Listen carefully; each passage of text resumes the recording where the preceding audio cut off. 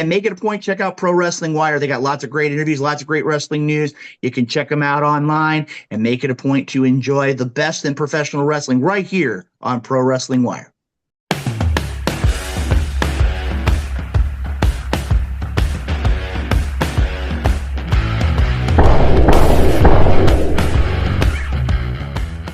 What's going on, everybody? This is Pro Wrestling Wire Radio. This is Rick Del Santo. I am joined today by Bull Dredd, recent Paradise Alley Pro Wrestling Hall of Fame inductee.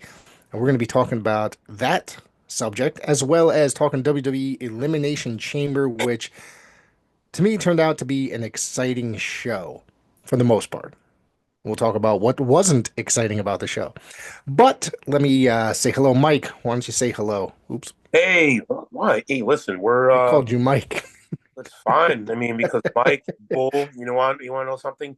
I'm at a stage in my life where I am the same person in the ring, out in public, outside of the business. It's people are like, hey, you can't tell if it's you or gimmick.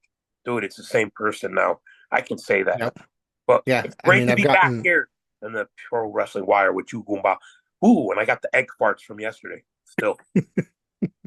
I've gotten to know you quite a bit over the last few years and become quite, very good friends with you. So it is the first name basis, and it's kind of hard to break out of that sometimes, even during the show. If I'm calling one of your matches, sometimes it's pretty hard to not say Mike, but I do catch myself. So yeah, it's what happens. I mean, I just can't wait for the time we actually get to sit down and do some commentary together, because my goal is to make you laugh and make you break character. Yeah. I have a feeling that that goal as to being in the commentary booth and that opportunity will be coming soon. I'm sure sometime probably in the next year or so that we'll be able to sit in the booth together and call a match. What promotion that may be is yet to be determined, but I'm sure I'm looking forward to it. I think it'll be fun.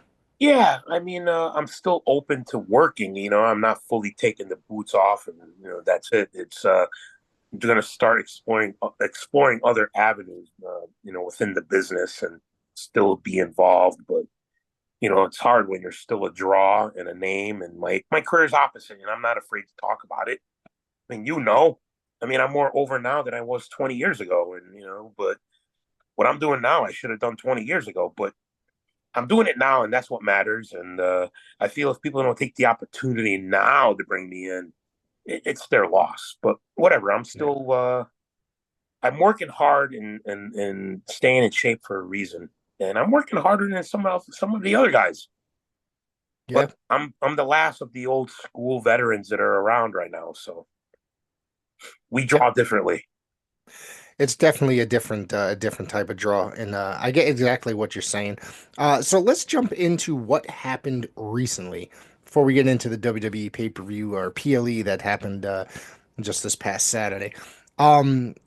Paradise Alley Pro Wrestling is your home. It's been your home for the last 5-6 years or so. Yeah, 2019. That is that is of course run by Mario Mancini and Paul Roma, former WWE superstars, very good friends of ours. And it was, I believe, just about 2-3 weeks ago, they had a Hall of Fame inductee, or induction, excuse me. And of course, amongst the House of Pain and some others, you, Bull Dredd, have been inducted into the Paradise Alley Pro Wrestling Hall of Fame. Let's talk about that a little bit. How do you feel about your induction? Finally, I've been saying it for a while, and it wasn't the New England independent, Pro Wrestling Hall of Fame. Taking all the independents of New England, but I kind of feel that treating it that way, and I hope it's the first of many, because I've watched guys get inducted before they hit 20 years, and I'm like, I can't wait for my time to come. Even though there's no actual Hall of Fame place to go, it's more of the being recognized and being appreciated, and the recognition, and I picked Big Daddy, and I'm open about it because I fought it back then. when I was loyal to, another company, which is Northeast Wrestling, where I spent a decade of my career and my life there, and I've had a lot of great experiences from. And this is something that I didn't get to say in my speech. And Rick, I mean, you've known me for a while, and and I don't want to get off track, but like I picked Big Daddy because for a long time especially there was a time in my career where I wanted to work for PAPW, but I was afraid to because of my loyalty to NEW and Mike Lombardi, where I didn't want to lose my spot. And it's a thing, like sometimes you're afraid to go work somebody because there's friction and be like, why are you working for this guy? If you're working for him, you're not going to work for me. That's the type of shit what was going on. And there was a time where I think Lombardi and Mario and Paul, they were working together. Something didn't work out, and the heat started, and again, like I wanted to work there because I felt, PAPW was like a whole, like very old school and somewhere where I could flourish and give some type of impact to the company. And I found myself lost at one point where you feel like you got trashed and you got thrown away, and forgotten about. And I'm here sitting, I'm like, where the hell is my career going? And for the longest time, like I said, Mario and Big Daddy was, the primary person to bring me there. He was like, if you go to PAPW, you're going to help the company become legitimate. And I'm like, who the fuck am I? But it was all the accolades and, the things that I bring to the company, I mean, I guess it's just me being humble, because I never thought of myself as being a star or anything like that. And the first person to call me a legend was Mario. And he was like, once you get 20 years, you're legend status. And I'm like, okay. And, like I said, I picked Big Daddy because he was the force to bring me there. So he inducted me and he gave the full speech, and I still listen to it every day. Not so much what I say, I kind of listen to what he says, but like I drew a blank and when I actually got on the mic, but I talked about what was important to me. I talked about, things of what would I say if I get inducted into the Hall of Fame? And, and when I said, I was like, what people know or they don't know, where I come from, me personally. Not a lot of people, because I've made new fans over the last 5-6 years. They don't know who the hell I am or where I came from. And it all traces back to, your family, your upbringing, your heritage, and it traces back to your family, where your family comes from. And that's what I talked about. What was important? Family, being a parent. And, I had to make a decision at one point in my life where what was more important, because Northeast to me was WWE. That's how it was run. I was like, I'm not making it any further. And I had to, that was the reality. So I treated that as my WWE. And,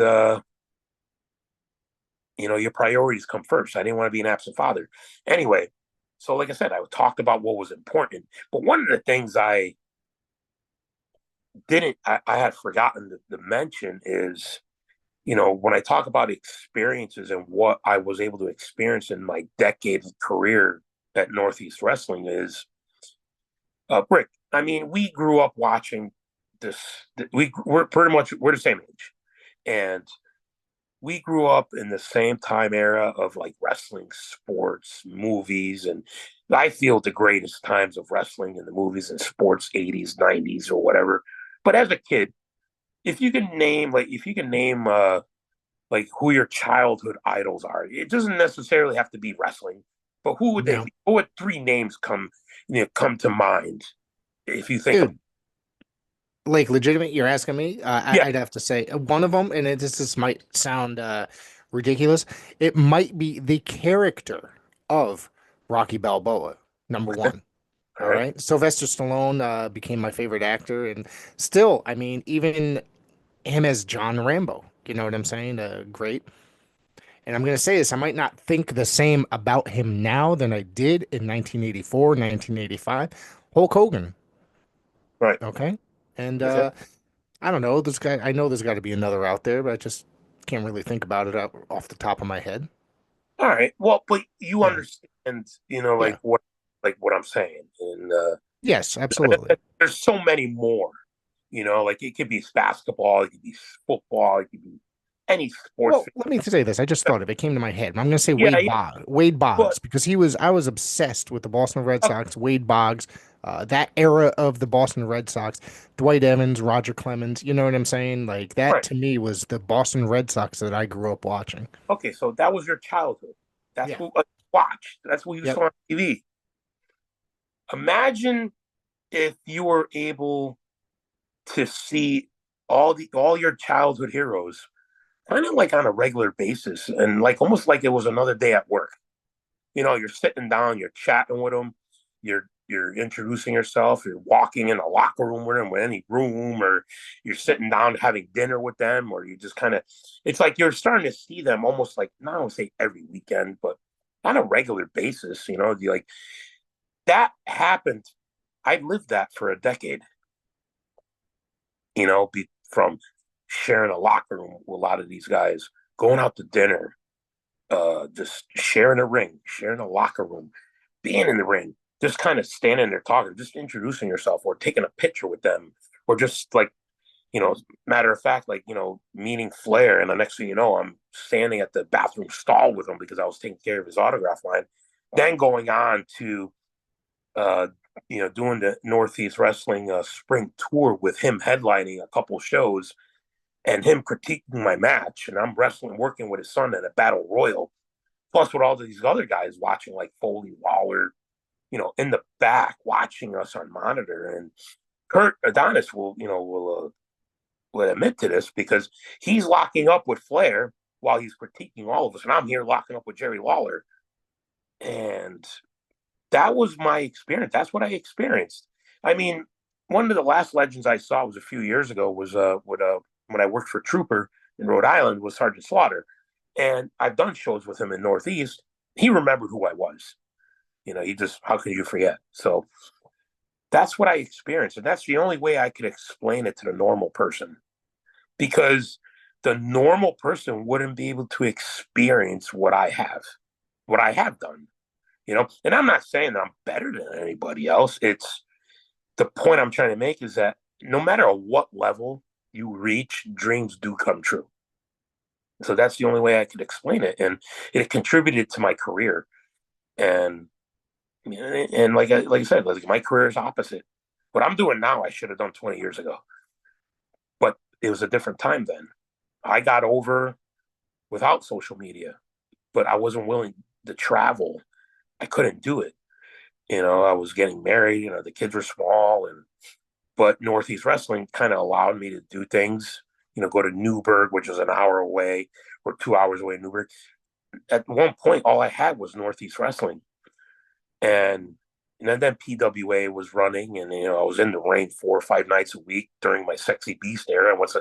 My life transformed. They got in great shape, and that's when the true love, the passion came into my life about, I'm working harder than some of the younger guys. And I was like, damn, Then I look back, I was like, damn, if I was what I'm doing now, then where would I be? But I don't regret nothing because I am where I am because of everything I've been through. I'm here. We became friends because I feel like if my career was anything different, we probably wouldn't be. Am I right?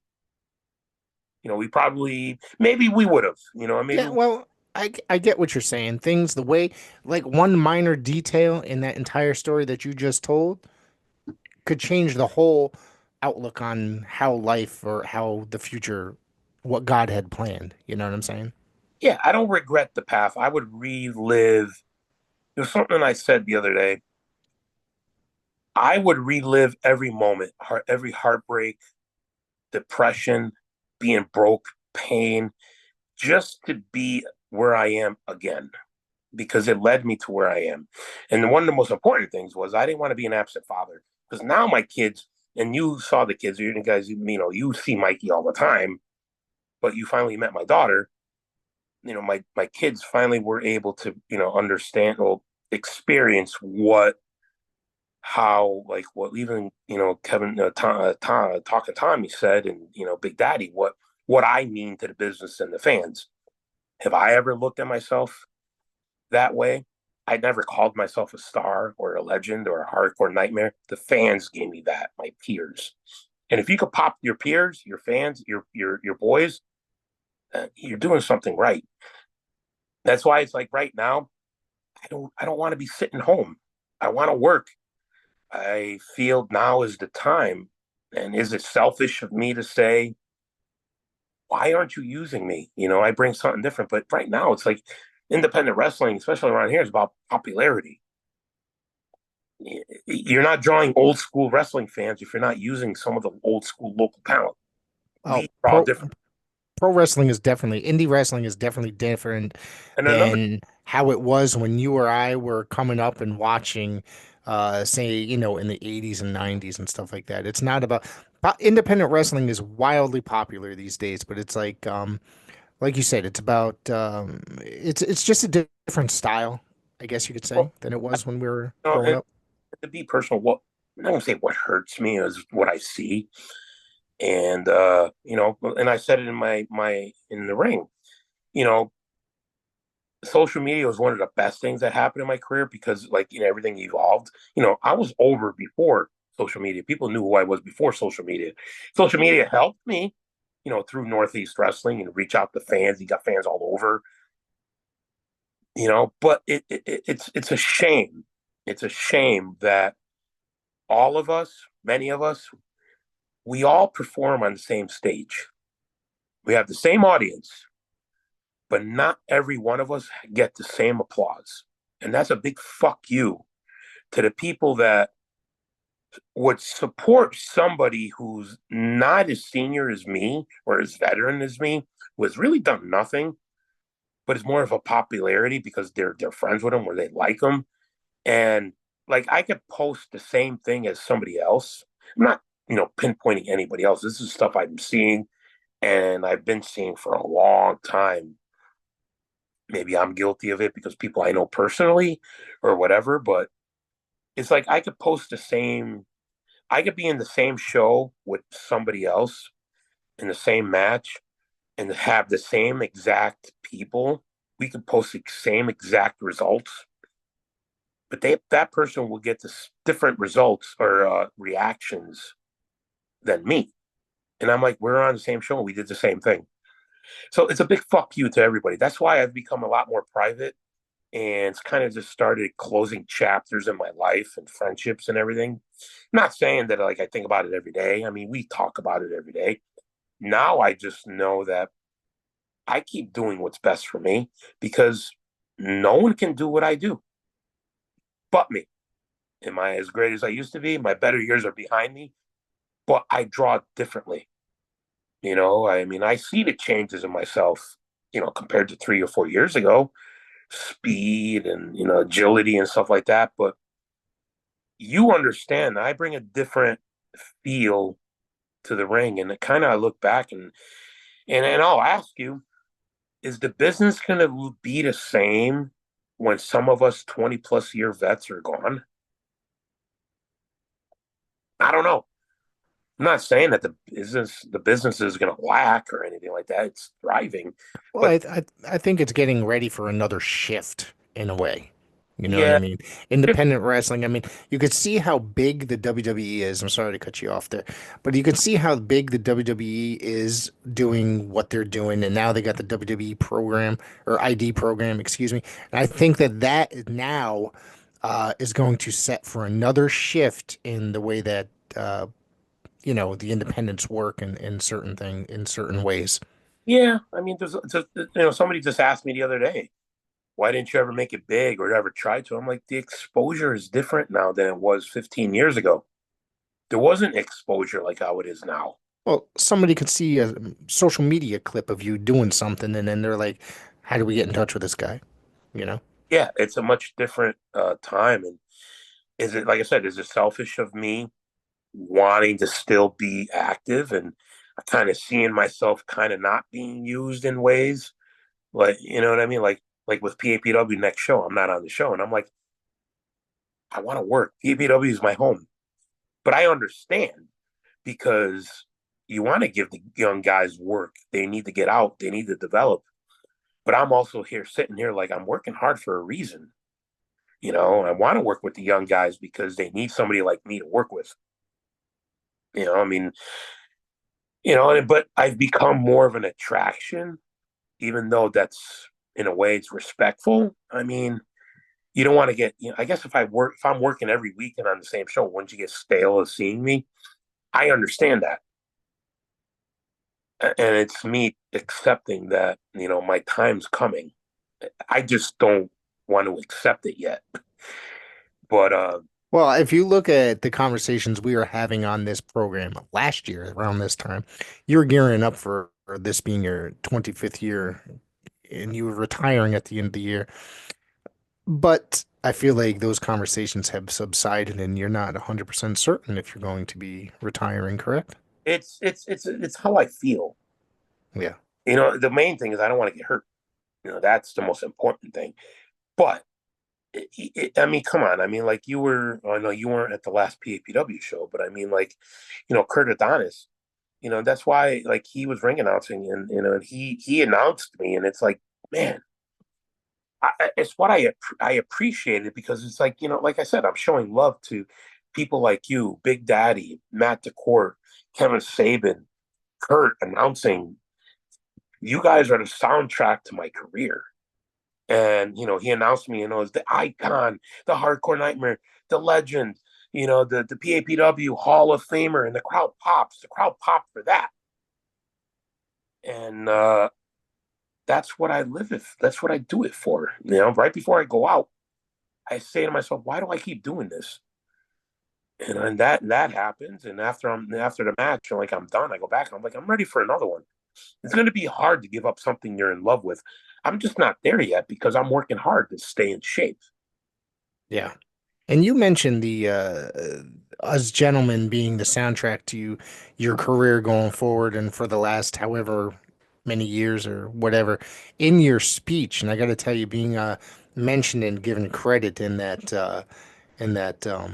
in your Hall of Fame speech, it kind of made me in the feels. It made me happy a little bit, and to be acknowledged the fact that I mean, it's not we're just not friends. We also work together, and it's my job to put you over when I'm on the microphone and be a part of your. Now I'm also a part of your career in a way as well. Yeah. I'm just an Italian kid, you know, and I've stayed true to who I am. Yeah. And that's what was important to me. The business didn't change me. So when the voices like yourself, Big Daddy, Talking Tommy, or Kevin, or whoever else is doing on, commentary, Joey G, everywhere else where I work, guys from Vanguard and guys from BCW where you've worked and guys from Rhode Island, anywhere that I work where you guys are putting me out there as this monster, as like you're making me look bigger than life because little kids that come up to me, they'll give me all these names, like I said, they're the ones looking at me, calling me the beast, and how you're portraying me to them out there if they're watching it on video. To me, I'm just Mike. I'm just an Italian kid. I'm just that kid that wanted to be a wrestler. I never imagined myself to be where I am today. I often wonder how my son look or my kids look at me, like what I'm doing. But life for them is normal because it's been a part of their life. What I'm doing has been a part of their lives since they were kids. You know what I mean? Like, how does Jamie look at me? Well, you're just dad to your kids in a way, and you just so happen to be a pro wrestler. You know what I mean? I was talking to Tommy Angel not so long ago, former NWA, WWE professional wrestler, enhancement talent. He was talking about how his kids didn't believe he was a wrestler when he was younger, and they ended up looking him up on YouTube. They're like, "Holy crap, that's dad!" Like right there. But they're part of your life. Like Mikey is at a show every single weekend with you, and a lot of times if I'm not working a show, like I sit around with Mikey. You know what I mean? I have Yeah, fun. And yeah. He's experiencing what Maggie experienced it a little bit. Coming to shows when she was coming with me to PAPW, but Mikey's experienced it a lot more over the last because he's been traveling with me on the weekends. He's with me. right. Like, once I've gotten myself out there, and I was afraid to. But there was a different world out there. Once I started getting out there, I started running into it a lot more now. Where I grew up watching you, or that's why I say be respectful and kind to every fan or person you meet, because one day that kid is going to be in the ring with you, from like a wrecking ball who came to an ACW show when I first started, to a Dave Cole, from the Canadian Superstars, that I remember coming across a picture he took with me. Guys like Greg Baylor, Fly Noriega, and there's a few other people that used to come. Like what's his name, Dustin Lawler. And I'm sure there's a lot of other people. One, I feel old, but two, what does this say for the legacy I'm going to leave behind once I decide that I'm done? You know what I mean? So I'm just at a time where it's like I'm working with kids that grew up watching me. I would have never imagined to be where I am, especially when there was a time where I was ready to quit this business because it didn't give me anything. But I learned that this business doesn't owe me anything. It's about the passion and, and what I have inside about what I want to do as Mike. This is but what Bull Dredd means to this business. And I hope one day, to close this conversation, is that if people could look back on some of the top guys that came out of Connecticut and New England, that honestly people, my name is up there. And talking about soundtracks, just like you guys, you guys that do commentary and, podcasts. And that's why I think like Otis, people that were, what's his name, like, John, and from the other shit I'm drawing up, like, Fogman, and you guys that support and put our show, our matches out there, support indie wrestling, whatever shows and stuff. Right. Yep. When did I become a soundtrack to a lot of the other kids', childhood? You see what I'm saying? It's full circle. So, yeah, where I am, and I'm looking forward to where I'm going to be going. Somehow involved in the business. I don't consider myself a head trainer. I ain't going to open up a school. I'm not going to run a show. I see myself more as a mentor, but then again, like, who the fuck am I? Yeah, I study psychology. Well, I just want to say, if anybody wants to watch the Hall of Fame induction, Mike Bull Dredd's speech, it is up on my YouTube. Go to the Rick Del Santo YouTube channel and just search for Bull Dredd Paradise Alley Pro Wrestling Hall of Fame induction, and you will see him, Big Daddy, praise the legend that is Bull Dredd, and then the speech, of course. Oh yeah, he made me look larger than life. I mean, was there anything that you didn't already know? No, I think he took a lot. He said that he asked me for some notes, you know what I mean? And he said that he got a lot of the information. I mean, not that he didn't, obviously, that he didn't know you, but he definitely did he went through the 4 or 5 interviews that you and I had done together in the past. One thing though, he keeps mentioning Adam Cole. I did nothing with Adam Cole except sit there in the locker room talking with him. He had just started with Ring of Honor. He was like still green to the business, I feel. I didn't do anything with him except just have a chat with him. But there's a lot of other names he never mentioned. Like I tagging with Kevin Nash, me being NWO, Bret Hart, Jerry Lawler. I actually had a tag match with fucking Blue Meanie. There's a lot of other names that never got mentioned, but there's just so many. I guess that, and a testament to my career. But well, you can't mention everything because the list he'd be going on and on forever. Well, and for one thing, that before we end this, what I say and what we talked about, especially with the clip that you put up of me, people really need to watch what they say that the camera catches, especially when they're trying to hit somebody personally. It's disrespectful to me. It's disrespectful to you. Disrespectful to the fans and the product. You know what I mean? So you know what I'm talking about. Trying to get a reaction by being an asshole just makes you look like a fucking asshole. Yeah, it kind of ruined it. Like I've watched it since, and I just pay no mind to it. But you can't unhear it once it's said. That's why it's like, you kind of look back and I'm like, all right, what kind of, you're just trying to get a reaction out of me? Or I kind of look back and I'm like, what the fuck have you done in your own life?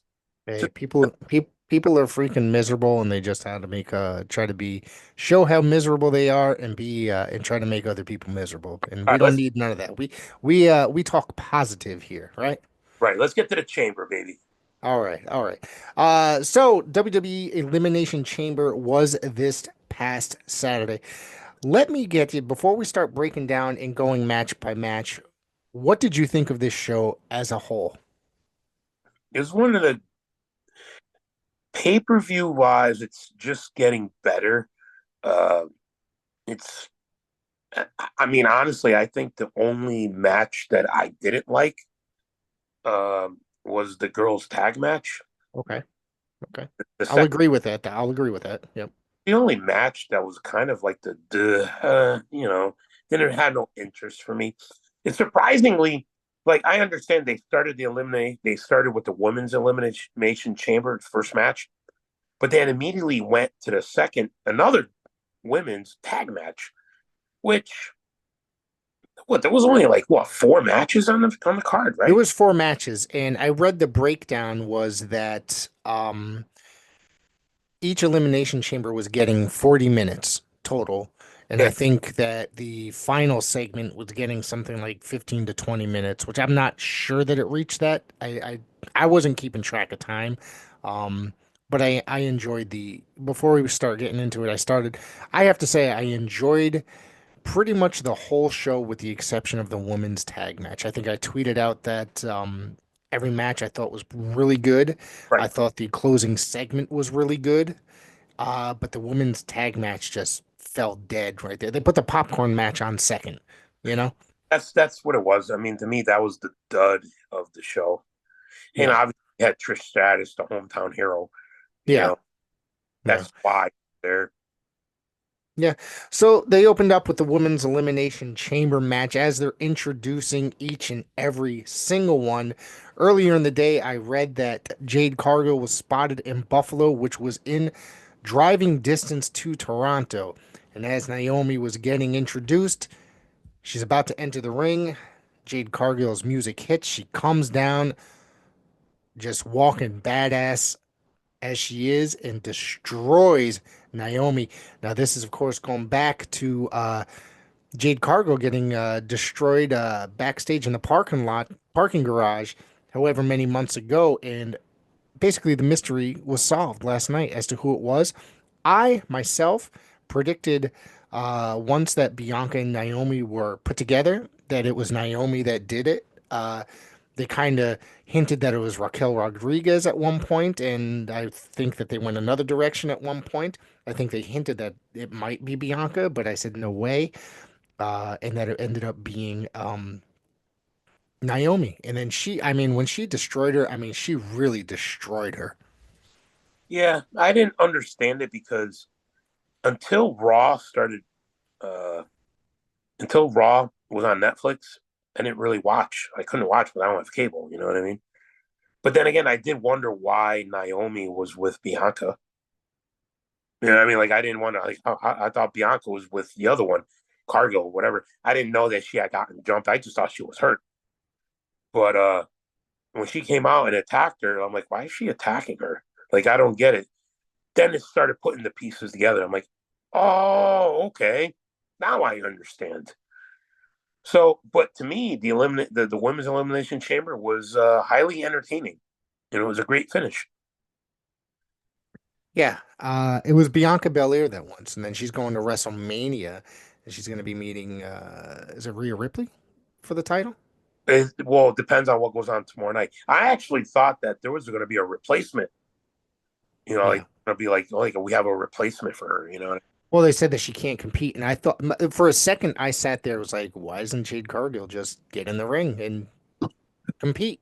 You know what I mean? So apparently that's not the direction that they went in, and she just like walked out like, who gives a fuck? So let's see what happens this week on. I believe it's going to be on SmackDown. So let's see what happens.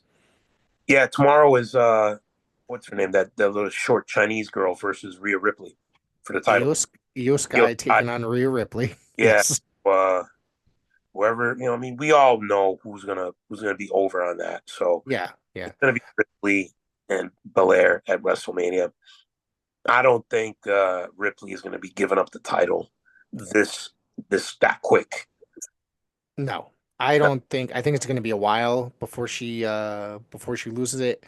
Whatever happens at Mania, I think she's going to be walking out. I think Rhea is just too popular right now for her to be losing the title. But who knows? Yeah, I mean, what are you going to do? It's like it's like that one time where I worked with kind of big gym. It's hard to say this, but I win the title and we have one match, and it was like, you kind of thought I was going to be dropping the title. It's like, I don't have just one title defense and I drop it already. You know what I mean? Like, she hasn't been a champion long enough. Right now, she's the draw. She's the top. And to take the belt away from her right now is go out there and have a great, entertaining match, entertain the fans. That's what you want. It doesn't matter who the champion is. And of course, both of us thought that this match was a dud. It was the women's tag team match. Tiffany Stratton and Trish Stratus. They defeated Candice LeRae and Nia Jax. I have nothing to say about this because honestly, it was not entertaining, and I just kind of couldn't stay tuned in, to be honest. Yeah, I forgot what the finish was. Tiffany did what did she do? She did this moonsault, right? I mean, it was a good finish, on Jax, but whatever. That was the only. I was like, yeah, good finish, but the match was just like that. Like, come on, this is just this is a bathroom break match. Yeah, I didn't think that was necessarily that great of not a lot of action in that match. It was just boring. It was nothing. What was the next match? Was Owens and Kevin Owens and Sami Zayn in the unsanctioned match. I thought this match was phenomenal. that I mean, that could have been easily the main event. yeah, absolutely. Honestly, I thought there was a very good chance that it might be. These two were being from Canada. They have put them in the headlining match at on occasion, just for the sake of doing it. And this match, they went all over the place. Kevin Owens destroyed Sami Zayn, that spot with the chair, just trying to continue and go at it. Shane Helms came out, Gregory Helms, excuse me. And who's the other guy? Who's the other guy? There's another backstage guy that's oh The crap.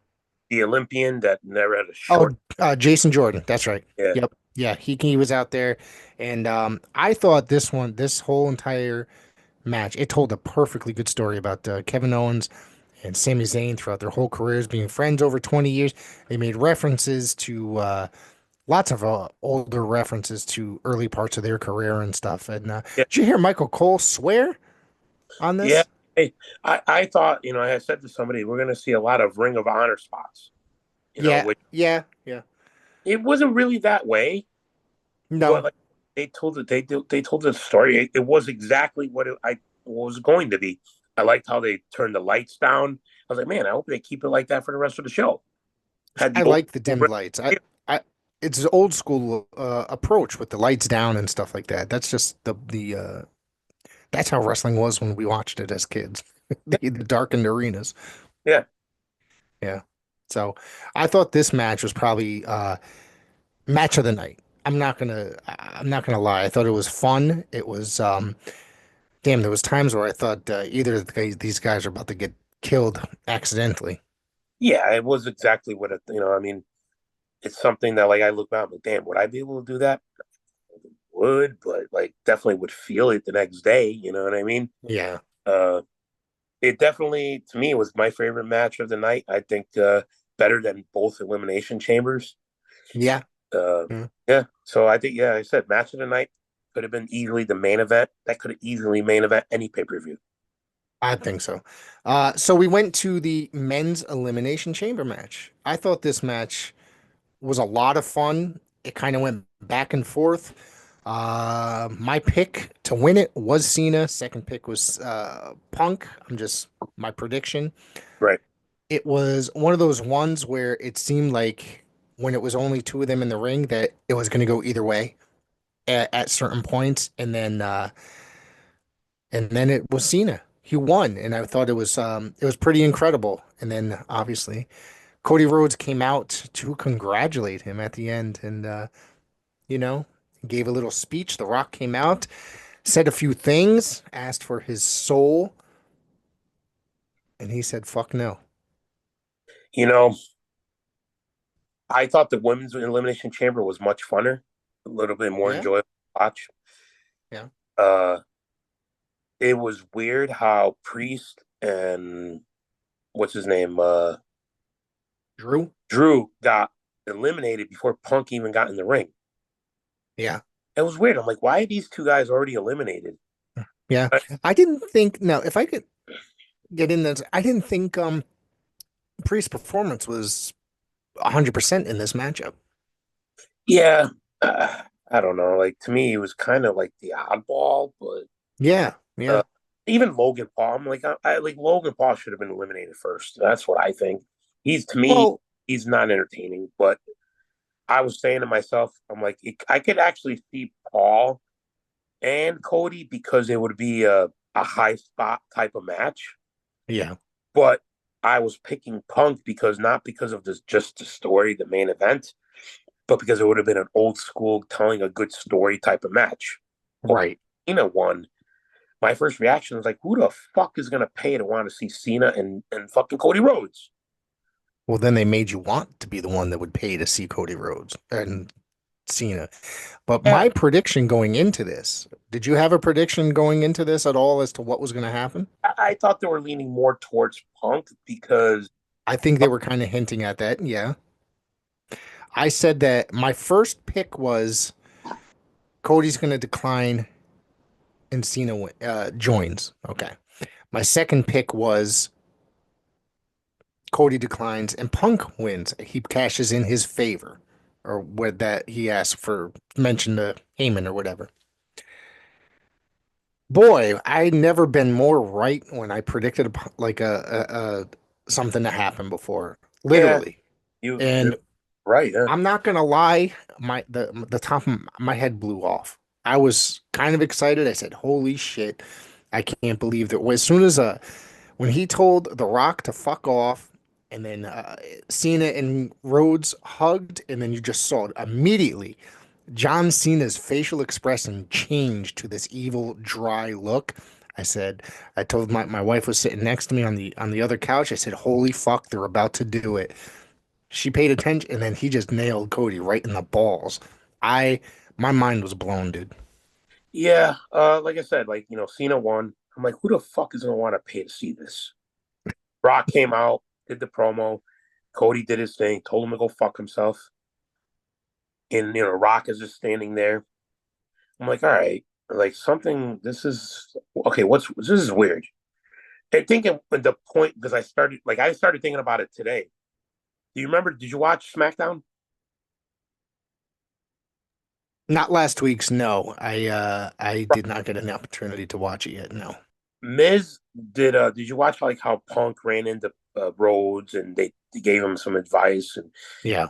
actually he ran into the Miz and Miz was like, dude, if you don't take this opportunity, somebody else will. Mm. I wasn't really thinking about it until today, but then it wasn't until the moment where where you're watching the screen, and the Rock started kind of stepping into the corner, and then it was Cena, and then like Rhodes was kind of looking at Rock, and then Rhodes kind of looked at Cena, and I said to myself, "Oh, Cena's gonna fucking turn." And that's when he went in for the hug, acting like he was all happy. Went in for the hug, and I saw the facial, and I'm like, "Wow, this is Hulk Hogan NWO all over again." For the younger generation, but for us, Cena has not worked heel since 2002.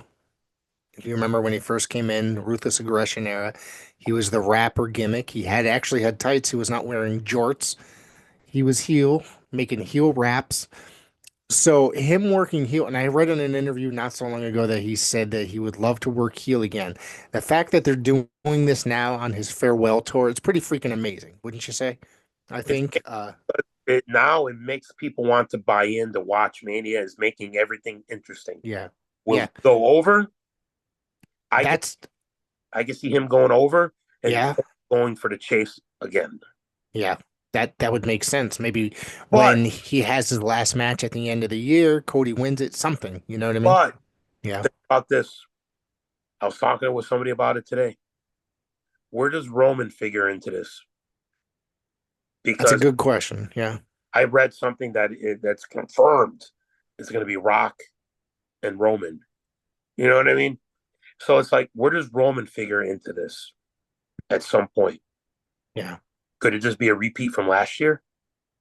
Could it just be Rock and Roman, Cody and Cena? I don't know. I mean, it's making everything interesting to watch again. Yeah. Yeah. They're gearing up for WrestleMania season. This is when they put everything on 100%. They're creative and they start doing they start ramping everything up. And right now, I think with the start of that last night, I think I'm fully vested in watching and seeing how this whole thing is gonna unfold going forward. Imagine watching wrestling right now, the way it is, how it's available now. Imagine how it would have been for us when we were growing up. Yeah. We have access to so much right now, whether it be old school, new school, 200 different promotions on various different apps. We didn't have apps back in the day. We had syndicated television that we had to try and struggle to sometimes with an antenna try to get it in. Well, we're already looking forward to what's happening tomorrow night from Yeah, Saturday. When right. we were growing up, we were looking forward to what the fuck is going to be happening next Saturday, Exactly. and it was already been recorded. Yeah. And everything is live now as opposed to being recorded. So, Yeah, it's just one of the things like I kind of been talking about, and it's like weird. It's like if I could cut a promo, I try to cut a promo. It'll take me 4 or 5 times, cutting it, with the camera by myself, but doing it live, it's a different feel. It's different feeling when you're doing everything live. It's like you're on point, and everything is like you clear, and you say what you were trying to say by yourself takes 4 or 5 times. You say it live, you do it in one shot.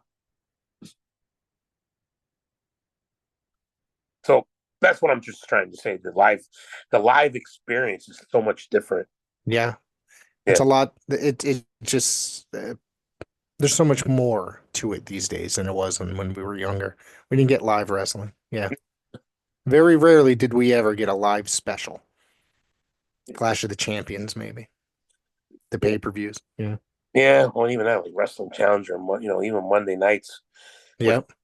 with Prime time. prime time with Bobby Heenan and Gorilla Monsoon. I mean, I missed that. I mean, I Yeah. told you what I was watching last week. The WWF main event, the main event or the big event from Toronto. Yes. And I was like, man, I was watching. I'm like, damn, this is wow. It just kind of brought me back to my childhood. Yeah. Isn't Dick Slater on that show, if I remember correctly? Yeah, I think And during he was the Rebel Dick Slater. His brief stint in the WWF. I had to look up, and I was like, who the hell is? I didn't realize that Dory Funk went under something else there. Like I was like, is that Dory Funk? Was a Hoss Funk, right? Huss Funk, yeah. Yeah, yeah. Yeah, I remember that. Yeah, because I was just like, why even change his name? He's like a legend. He was a legend then at that, back then. So Yeah, see, this is what we get to talk about because this is where our friendship evolved. It's because we two old school wrestling fan Italian guys sitting here talking about professional wrestling. talking about wrestling and how it affected us during our lives. Yep. You know, and, Yes. and what's missing today. But that's a topic that could be for another podcast. Yeah. Would Well, don't worry. You're always coming back every so often. So I mean, how would the Hulk Hogan and Andre angle work in today's generation of what wrestling is? yeah, nobody's that size. I don't think people are invested in guys like that. Honestly, Who do we have? We have guys like Omos that nobody really cares about. You know what I mean? honestly, the business right now needs a Don Morocco. Yeah. I watched Don Morocco. I'm like, that's that. I mean, how would he do in wrestling today? How the hell would do against what's the guy in AEW right now, the aerial assassin? I forgot his name. Um, not you're not talking Will Osprey. Will Will Ospreay. Ospreay. Yeah. How would a Don Morocco go fair against Will Ospreay? Yeah. I don't know. That would be an interesting matchup. Don Morocco is one of those guys that could have worked with anybody back in the day. You know, he's a big muscle guy.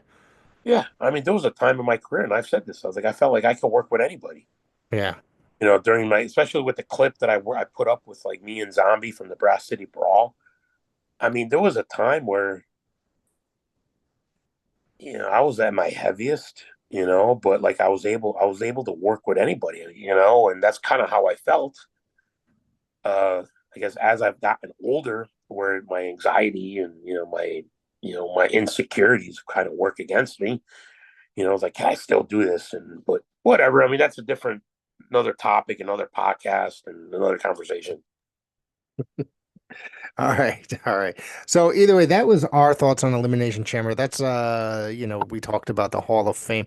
Dredd, do you have anything else you want to throw in there before we bounce out of here? But the only thing I got coming up right now is I'm off until the end of the month. Yeah. You know, Where's this? PAPW what's it called? PAPW Mayhem and Middletown Mayhem at the Elks Okay. Club, March 29th and April 18th for CWF. I'm defending the hardcore title at April 18th at the Polish Club in Bristol. That's all I have coming up right now. I don't like too much time off.